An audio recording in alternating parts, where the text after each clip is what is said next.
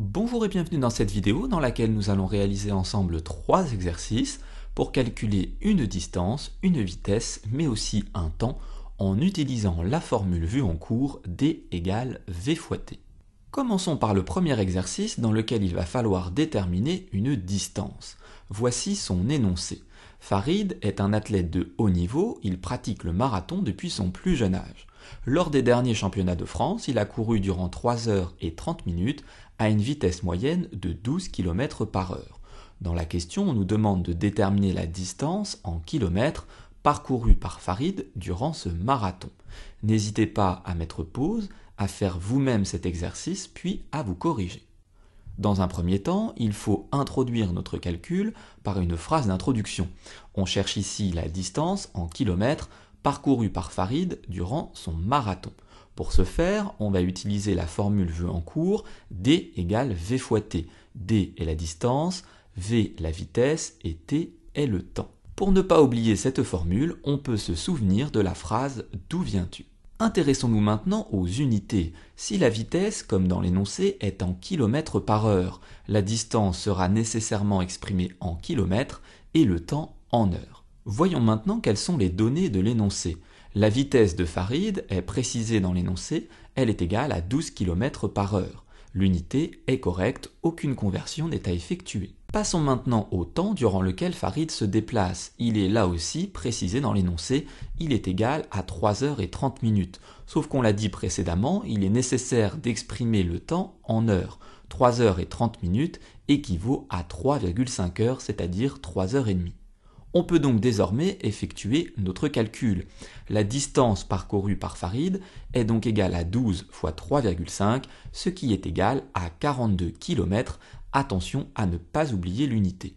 On conclut le calcul par une phrase-réponse. Lors de son marathon, Farid a donc parcouru 42 km. Passons maintenant à l'exercice 2 dont l'objectif est cette fois-ci de déterminer une vitesse. Voici son énoncé. Victoria part à New York depuis Paris en avion, 2 villes distantes de 5775 km l'une de l'autre. Le temps du voyage est estimé à 5 heures et 30 minutes par le pilote. On nous demande de déterminer la vitesse moyenne de l'avion en km par heure durant le trajet. N'hésitez donc pas là encore à mettre pause, à réaliser vous-même cet exercice puis à vous corriger. On démarre donc notre calcul par une phrase d'introduction. On cherche la vitesse moyenne de l'avion durant le trajet Paris-New York. On va utiliser là encore la formule vue en classe D égale V fois T. Si la vitesse est en km par heure, comme cela est demandé dans la question, alors la distance doit être exprimée en kilomètres et le temps en heures. Seulement voilà, cette formule va devoir être modifiée puisqu'on cherche la vitesse de l'avion. Pour rappel, V est égal à D divisé par T. Si vous ne voyez pas comment modifier la formule, n'hésitez pas à cliquer sur le lien en haut à droite de cette vidéo. Voyons maintenant quelles sont les données de l'énoncé. La distance parcourue par l'avion est précisée, elle est égale à 5775 km. Le temps de parcours est quant à lui égal à 5 heures et 30 minutes. Attention, là encore, il faut convertir le temps en heures, c'est-à-dire que 5 heures et 30 minutes équivaut à 5,5 heures, soit 5 heures et demie. On peut donc maintenant effectuer le calcul. La vitesse moyenne de l'avion est donc égale à 5775 divisé par 5,5, ce qui est égal à 1050 km par heure. Attention, il s'agit là de la vitesse moyenne de l'avion durant le vol, puisque l'avion peut en effet accélérer ou décélérer à tout moment. Passons maintenant à l'exercice 3, dans lequel on va cette fois-ci déterminer un temps. Voici son énoncé. Les baleines peuvent communiquer entre elles en émettant des sons sous l'eau. Le son se propage à environ 1500 mètres par seconde dans l'eau salée. 2 baleines sont distantes l'une de l'autre de 50 km. On nous demande combien de temps, en secondes, mettra le son pour aller d'une baleine à l'autre, en arrondissant le résultat à l'unité.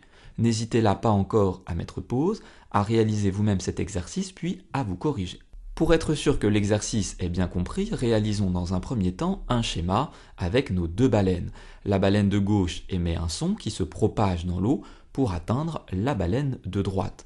On nous demande donc de déterminer le temps en secondes que met le son pour aller d'une baleine à l'autre. On va là encore utiliser la formule D égale V fois T, qu'il va falloir modifier puisqu'on cherche ici le temps.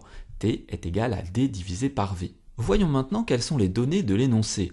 La distance entre les deux baleines est précisée, elle est égale à 50 km. La vitesse du son dans l'eau salée est quant à elle aussi donnée, elle est égale à 1500 mètres par seconde. Seulement voilà, il faut faire extrêmement attention aux unités. Si on souhaite déterminer un temps en secondes et que notre distance est exprimée en kilomètres, alors la vitesse doit être exprimée en kilomètres par seconde, ce qui n'est pas le cas ici. On va donc convertir la vitesse 1500 mètres par seconde en kilomètres par seconde, ce qui équivaut à 1,5 km par seconde. On aurait également pu convertir la distance en mètres et laisser la vitesse en mètres par seconde, cela n'aurait rien changé au résultat.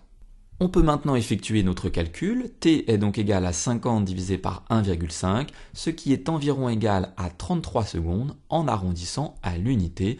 On en conclut que le son va mettre environ 33 secondes pour aller d'une baleine à l'autre. Cette vidéo est maintenant terminée, j'espère que les exercices étaient clairs et qu'ils ont été réussis. N'hésitez pas à vous abonner à ma chaîne YouTube et je vous dis à très bientôt pour de nouvelles vidéos.